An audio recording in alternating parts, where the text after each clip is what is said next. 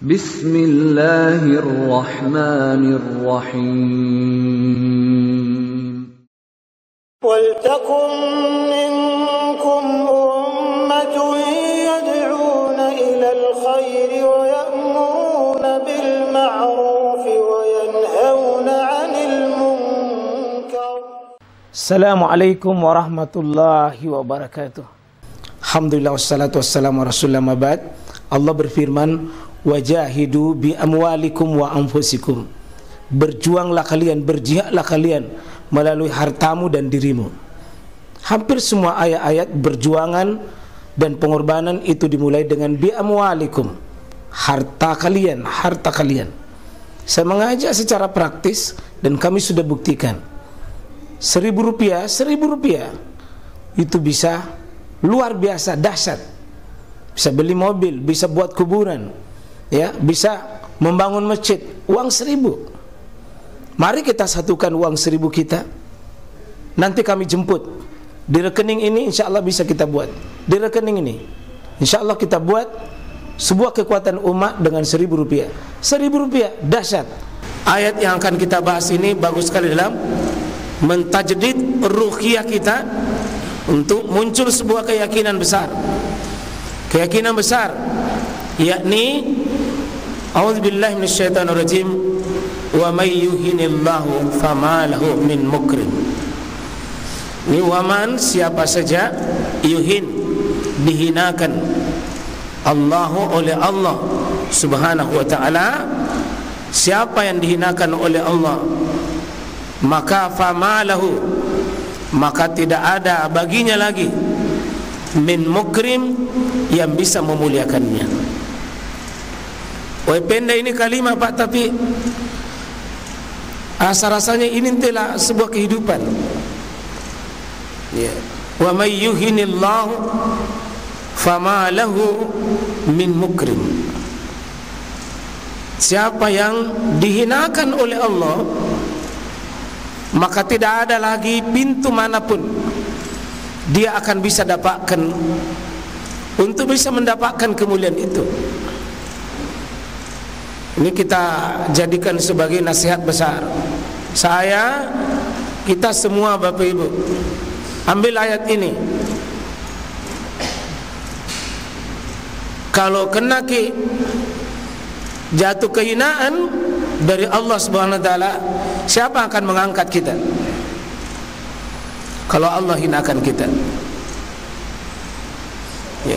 Jika Allah sudah melihat kita dengan kacamata hina, ya mas sekalian, dengan jalan-jalan kehinaan kita lewati, lalu lewat mana kita mau mendapatkan kemuliaan tersebut? Maka ada dua kata di sini, kata yuhin dengan mukrim. Ini dua kata, hina dan mulia itu dua kata yang tidak bisa ketemu.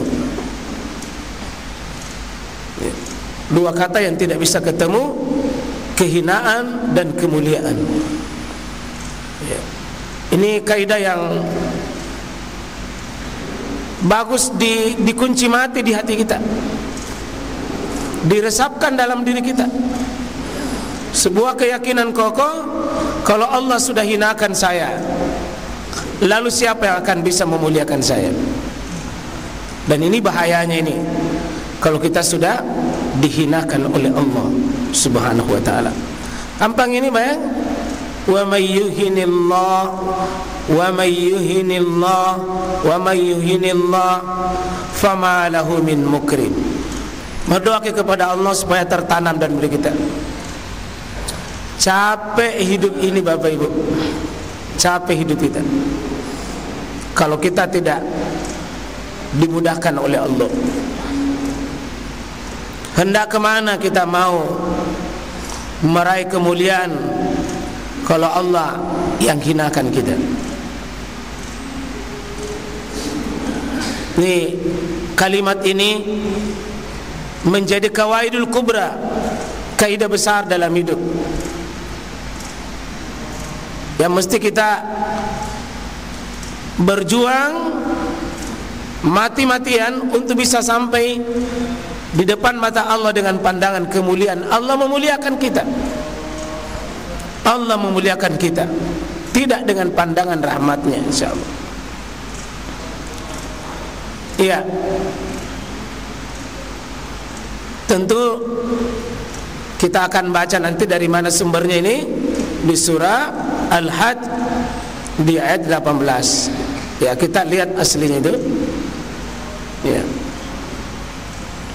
A'udzubillahi minasyaitonirrajim. Alam tara, ya.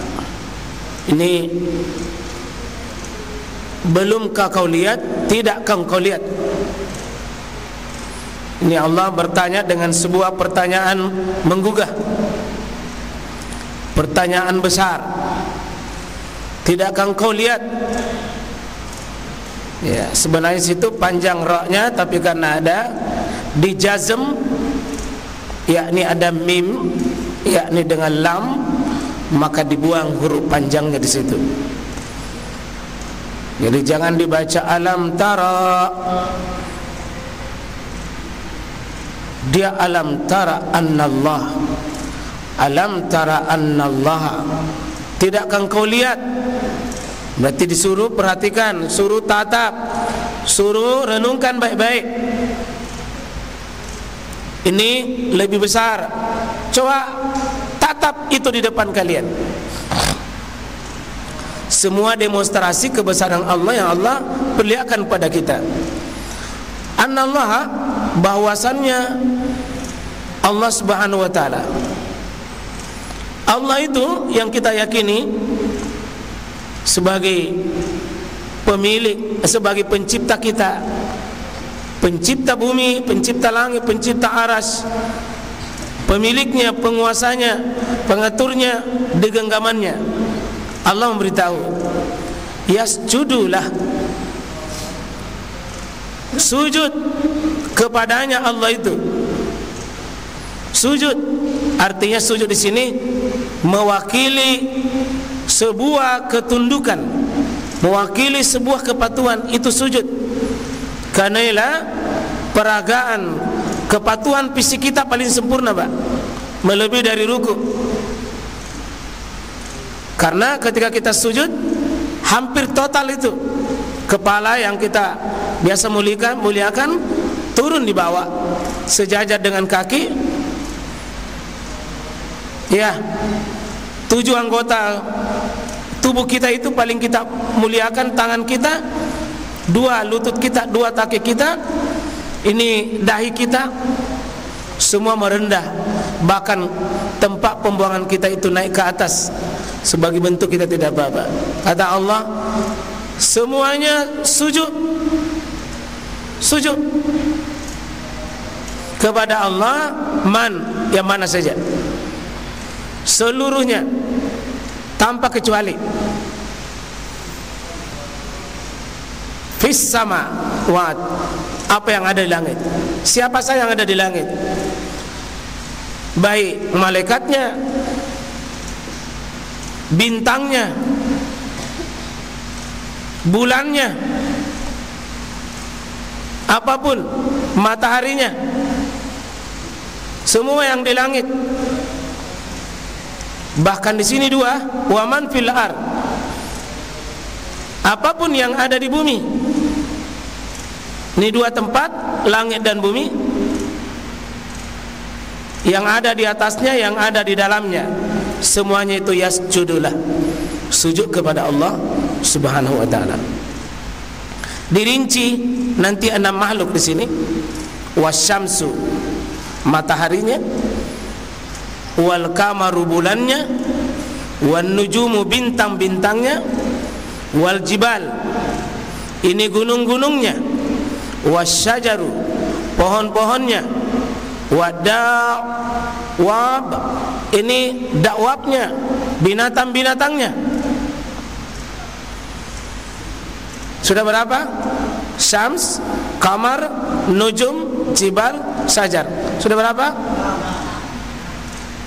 Syams, kamar, nujum, jibal, syajar. Baru 5. Oh ya, 6 ya. Kenapa disebut ini 6? Kata para ulama, ini 6 mewakili makhluk yang sering disembah, yang sering diibadahi. Ada orang menyembah matahari, sujud sama matahari, penyembah matahari, itu juga sujud. Wal qamar, itu juga sujud. Itu tukang-tukang sihir, Pak, itu kalau bulan purnama banyak menggunakan bulan sebagai tempat sujud. Karena itu jangan sujud kepada matahari dan bulan, karena dia malu juga. Yang sujud artinya menyerah ini matahari, Pak, menyerah ini bumi, menyerah ini bulan, tunduk taat. Buktinya matahari tidak pernah membangkang. Dia terbit pagi, disiplin, sebentar maghrib dia tenggelam. Dia diatur oleh Allah Subhanahu wa taala. Dan ini kita harus yakin, Pak, kalau di sini matahari itu juga sujud. Bagaimana model sujudnya? Kita tidak perlu tanya itu. Tapi Allah yang bilang, matahari sujud, bulan sujud, bintang sujud, gunung sujud, pohon-pohon itu sujud. Ada satu jenis makhluk di belakangnya. Ada kata selipannya ini, wa katsirun minan nas. Kalau manusia tidak langsung an-nas, karena ada manusia patuh tuai, ada manusia tidak mau tunduk, ada manusia tidak mau taat, sehingga disebut wa katsirun. Dan kebanyakan dari manusia. Berarti manusia itu tidak seperti matahari, tidak seperti bulan, tidak seperti bintang, tidak seperti gunung, tidak seperti pohon. Kalau ini semua sujud tanpa kecuali. Kalau manusia tidak, ada yang tersisa, Pak. Dan ini yang dimaui ayat ini.